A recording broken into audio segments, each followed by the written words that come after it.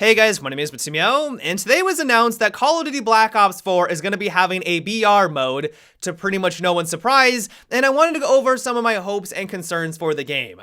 And so first of all, I'm actually really excited for a BR mode in the next Call of Duty because I think competition is a good thing for this genre. As much as I enjoy Fortnite, I've been kind of hoping for more of a standard FPS experience without the building mechanics. And while I know that some people will bring up PlayerUnknown's Battlegrounds, I feel like PUBG has a long way to go. It's definitely not a AAA polished quality. And that's my first point. By having more competition in the genre, hopefully it will elevate all of the other games to strive to be better because they now have simply more competition.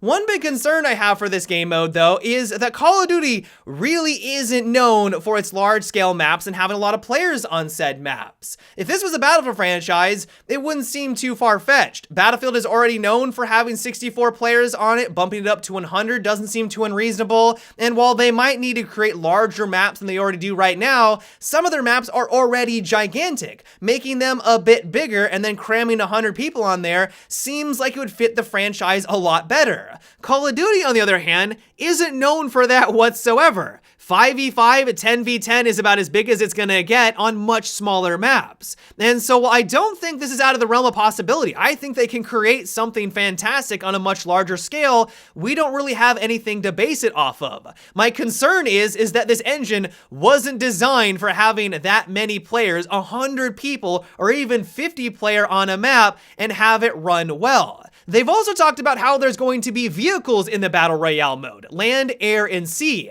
And while that is really exciting, not only is this something that's kind of new to Call of Duty, they have done sort of vehicles in the past, but nothing to this extent, and it also gives us an idea of the scale of the map. If we need vehicles to move around, it's gonna be quite large. But once again, this engine that they're using isn't known, it doesn't have a track record for these large scale maps, especially vehicular maps, and so that was one concern I had when I saw this reveal.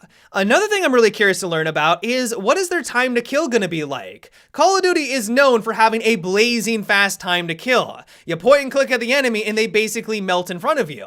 Now that might work for the standard multiplayer because you just spawn in on TDM, for example, you're right back into the action, but in a BR mode, I don't really know how well that would work out. If everyone's getting taken out practically instantaneously by every single weapon in the game, that's gonna put you at a huge disadvantage if you do need to run out in the open, and I think it would also result in a lot of camping. Now, camping is standard in any BR game, like that just comes with the territory, that's what BR is all about, but at the same time, you don't want to completely punish anyone who does need to run out in the open. Eventually, you're gonna need to get to the next circle. I'm assuming they're gonna have some sort of circle mechanic to put everyone together at the very end, and if you do need to run from one side of the map all the way to the other, leaving yourself vulnerable like that and getting taken out of seemingly nowhere instantaneously probably wouldn't be all that enjoyable. And so I'm curious to see how they're going to be handling it when they do actually finally reveal the gameplay. Another thing I'm interested in learning about is what is their weapon mechanics and weapon physics going to be like? Call of Duty is known for having hit scan weapons, where basically you point and click at the enemy and as soon as you fire the weapon, your round instantly hits where you're aiming. There's no travel time, there's no drop to the round whatsoever, it's point and click and you're going to be doing damage against that target. Now that works fine in the standard multiplayer 5v5 smaller maps. You don't really need to worry about travel time in those close encounter situations, and it makes sense for that kind of mode. But as soon as you get on a much larger scale, if you're able to have hit scan weapons for sniper rifles, for example, and you're one-shotting people for headshots, that might become a bit more frustrating. And so I'm really hopeful that they are going to be bringing in this kind of mechanic and physics into the game, which we've never seen before. If there was now bullet drop and travel speed, I think that would be a really cool addition into Call of Duty, something that I don't think we've ever experienced in this franchise. If they don't plan on bringing that into the game though, I hope they balance things accordingly. If we have hit scan sniper rifles, I hope they're not all one-shot headshots, because if that was the case, I think that would lead to a lot of annoying gameplay. But of course, only time will tell. And so all in all, while I do have my concerns, I am really excited to try out this mode because once again, I think that competition is a good thing for this genre, and hopefully it will also revitalize the franchise a bit. A lot of people are always saying that Call of Duty never changes. It's the same thing every single year.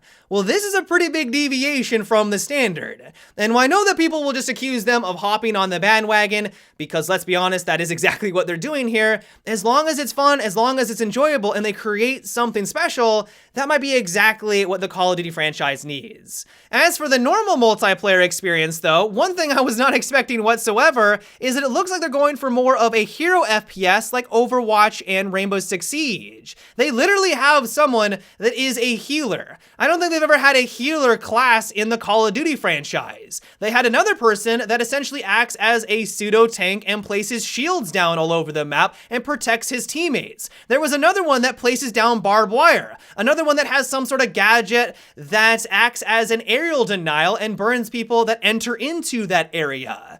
Now I realize that Black Ops 3 had specializations for all of their characters, but I feel like that system was in place just to make each of them feel unique and have a different playstyle.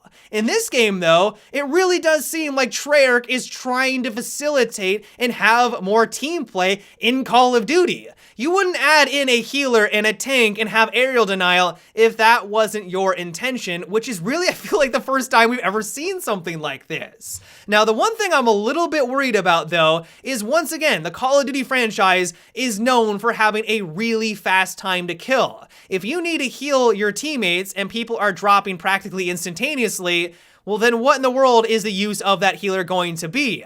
Now I do believe at the event they did state that this gadget is going to be able to overheal a little bit, which actually could make a difference. You may not be able to really reliably heal teammates that are low on HP, maybe that can happen every once in a while, but if you can overheal them, that can give them that slight advantage in their next fight and allow them to come out on top. That could actually facilitate a lot more teamwork. And so I'm really curious to see how all of this is going to play out. I realize that teamwork isn't anything new to Call of Duty. I know that some people might laugh at that statement, but it's true. If you want to be competitive, it's a 5v5. You're going to be making callouts. You're going to be watching your different lanes. You're going to be rotating when it's necessary. Like, teamwork is important in that game if you want to take it seriously in a competitive sense, but this seems like Treyarch is taking it to the next level. They've never had this dynamic between all the different characters where their specialization gives them specific roles in a match. Now, one worry that I have with this, though, is that even though it seems like Treyarch is trying to get people to work together a little bit more,